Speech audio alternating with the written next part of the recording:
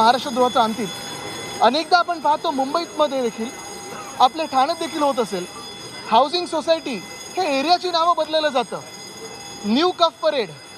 कफ तुम्हाला झालाय, आम्हाला कशाला खोकला त्याचा? वडाळा बोला ना, काय लाज वाटते तुम्हाला वडाळा बोलण्यात?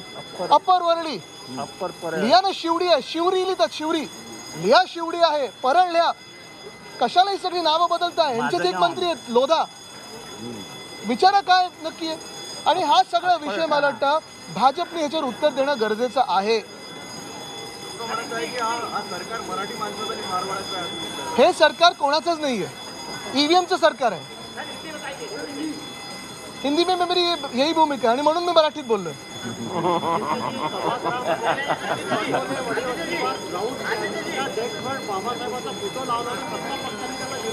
बघा, हेच आम्ही सांगतोय, भाजपला डॉक्टर बाबासाहेब आंबेडकरांबद्दल, महामानवाबद्दल, ज्यांनी संविधान दिलं, करोडो लोकांना न्याय दिला, अधिकार दिला, आवाज दिला, त्यांच्याबद्दल मनात राग आहे. महामानव डॉक्टर बाबासाहेब आंबेडकर राष्ट्रपुरुष आहेत ना, आम्ही विधान भवनात त्यांचा फोटो घेऊन जाऊ शकतो, आमच्या हृदयात पण आहेत. चुकीचं काय? स्थगन करण्याचं, तहकूब करण्याची गरज काय होती? एवढा राग कशासाठी त्यांच्या मनामध्ये? अरे ह्याच्याबद्दल मला बोलायचं आहे. हे जे बोललं जातं ना की डॉक्टर बाबासाहेब आंबेडकर आणि काँग्रेसचा काय हे होता, आज मी एक मोठा खुलासा करतोय. 9 डिसेंबर 1946 साली कॉन्स्टिट्युएंट असेंब्लीचा निर्माण झाला. बाबासाहेब आंबेडकर हे बेंगॉलमधून आले होते. रघुनाथ मंडल नावाच्या माणसाने राजीनामा दिल्यानंतर कॉन्स्टिट्युएंट असेंब्लीमध्ये, ईस्ट पाकिस्तानमधनं कॉन्स्टिट्युएंट असेंब्लीमध्ये आले. स्वातंत्र्याच्या वेळेस पार्टिशन झालं आणि डॉक्टर बाबासाहेब आंबेडकरांची जी हे होती, मतदारसंघ होता, तो पाकिस्तानात गेला. त्यामुळे मतदारसंघच नव्हता बाबासाहेबांना. हा इतिहास लक्षात घ्या की मुंबईमध्ये एक जयकर नावाचे मोठे ॲडव्होकेट होते. काँग्रेसनी त्यांना राजीनामा द्यायला लावला. डॉक्टर बाबासाहेबांना तिथे उभं केलं आणि ह्या देशातल्या डाव्या पक्षांनी आणि काँग्रेसनी डॉक्टर बाबासाहेब आंबेडकरांना कॉन्स्टिट्युएंट असेंब्लीमध्ये आणलं. त्यांचा पराभव नाही केला, संविधान समितीमध्ये त्यांना आणलं. त्या संविधान समितीमध्ये जर सदस्य बघितले तर 99% सदस्य काँग्रेसचे होते, काँग्रेसचे. असं असताना जवाहरलाल नेहरू आणि महात्मा गांधींमुळे संविधान समितीच्या मसुदा समितीचं, म्हणजे ज्यांनी ड्राफ्ट करायला पाहिजे कॉन्स्टिट्यूशन, त्याचा अध्यक्ष कोणाला करायचं याची चर्चा झाली. तेव्हा महात्मा गांधी आणि जवाहरलाल यांनी, नेहरू यांनी दोघांनी सांगितलं ते काम डॉक्टर बाबासाहेब आंबेडकरांना द्या. कारण का शोषण आणि शोषित बघितलेला एकमेव माणूस भारतात आहे, त्याचं नाव डॉक्टर बाबासाहेब आंबेडकर आहे. तुम्ही कसं म्हणताय काँग्रेसचा काहीच संबंध नाही? 0.1% संबंध आहे ना. हे मुळात जरी केलंच ही काही असेल तरी आत्ता गृहमंत्र्यांनी त्यांचा अपमान करण्याची काय गरज होती? आपण वर्तमानात जगूया. बोला.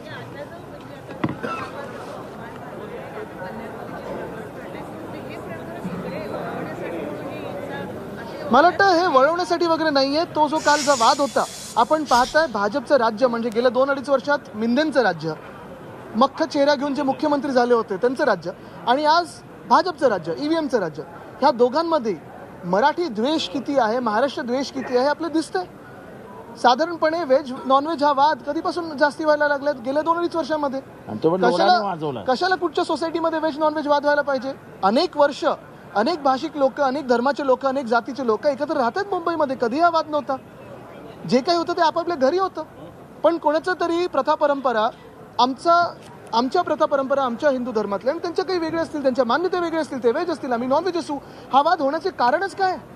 मटन मांस खाता म्हणून तुम्ही काय घाणेरडे झालात, अमुक झालात, तमुक झालात. हा जो द्वेष आहे त्यांच्या मनामध्ये, मी पुन्हा एकदा सांगतो, ह्या मुख्यमंत्र्यांनी, देवेंद्र फडणवीस साहेबांनी जे ते पार्सल आहे त्या पार्सलला उचलून जिथून आलं तिथे डिपोर्ट केलं पाहिजे. पण त्याच्या आधी त्याला जेल काय हे दाखवणं गरजेचं आहे. महाराष्ट्र द्रोहाचा गुन्हा झाला पाहिजे. दुसरं म्हणजे जे कोणी बिल्डर मुंबईमधली नावं बदलू इच्छित आहेत, अपर वळी करतात, कोणी न्यू कफ परेड करतंय, कोणी काय अजून करतंय, शिवरी करतंय, अप्पर ठाणा केलेलं आहे. म्हणा ना, परळ म्हणा, शिवडी म्हणा, वडाळा म्हणा. वरळीतून मी स्वतः आहे, मला अभिमान आहे वरळीचा. पण जे आमची मराठी नावं आहेत ती बदलू नका. आणि जे कोणी करत असतील त्या बिल्डरांना देखील जेलमध्ये टाकल्याशिवाय थांबू नका. कारण हा राग इथून सुरू होतो. एक टेस्ट केस असते, त्याला नाव बदलून बघूया, प्रोजेक्टचं नाव बदलून बघूया. मग त्या प्रोजेक्टमध्ये आम्हाला नॉनव्हेज लोक नको आहेत, आम्हाला मराठी लोक नको आहेत. हे सगळं हे भाजपच्याच राज्यात का होतं ह्याचं उत्तर फडणवीस साहेबांनी दिलं पाहिजे. अमरावती जिल्ह्याच्या अचलपूर या ठिकाणी काल लूटमार झाली डॉक्टर बाबासाहेबांच्या पुतळ्यावर आणि तिथे त्रिशूल गाडण्यात आला. आता तुम्ही बघा, हेच मी तुम्हाला सांगतो की ह्या धर्मांमध्ये, ह्या जातींमध्ये वाद नको. महाराष्ट्राचे मुख्यमंत्री जे देवेंद्र फडणवीस साहेब आहेत, आज ते उत्तर देणार 101 वर. त्याच्यात परभणीवर काय उत्तर देणार हे आम्ही अपेक्षित पाहत आहोत. दुसरं म्हणजे बीडमध्ये देखील साधारणपणे तुम्ही आवड साहेबांचं आणि धस साहेबांचं भाषण ऐकल्यानंतर पूर्ण हाऊस कसं स्तब्ध होऊन ऐकत होतं हे पाहिलं असेल. बीडचा जो प्रकार झालाय, मला वाटत नाही आपल्या देशाच्या इतिहासामध्ये अशी मर्डर कधी झाली असेल, एवढी भयानक मर्डर कधी झाली असेल, आणि ही राजकीय मर्डर झाली. खरं जर पाहायला गेलं तर भाजपचे कार्यकर्ते होते, भाजपचं सरपंच ना कोणी, हे आम्ही तिथे हाऊसमध्ये राजकारण आणलं नाही. पण भाजपच्या कार्यकर्त्याला देखील भाजपच्याच राज्यामध्ये न्याय मिळेल का? ज्या मंत्र्यावर आरोप झालेत त्या मंत्र्याला बाजूला केलं जाईल का? फडणवीस साहेबांनी अनेक भाषणं विरोधी पक्ष नेता म्हणून अप्रतिम केली, पोटापासून केली, त्यांच्या मनापासून केली. पण तेच आज मी फडणवीस साहेबांना अपील करत आहे की फडणवीस साहेब, आज भाषण तुम्ही विरोधी पक्षाच्या बाकावर द्या आणि निर्णय मुख्यमंत्री म्हणून द्या. तो निर्णय आम्हाला अपेक्षित आहे. आदित्य जी, जिस तरीके से भाजपा ने कांग्रेस के कार्यालय में तोड़फोड़ की, शिवसेना की अधिकृत भूमिका क्या है? हमारी अधिकृत भूमिका यही है कि ये जो वाद निर्माण हुआ है, ये वाद एक जो अपमान हुआ डॉक्टर बाबा साहब अम्बेडकर का, महामानव का, उससे निर्माण हुआ है. मुझे नहीं लगता कि दोनों को एक दूसरे के ऑफिस को तोड़ना जरूरी है. यही बात है कि गृह मंत्री महोदय के मन में जो था वो भाषण में आया, वो मान्य करे.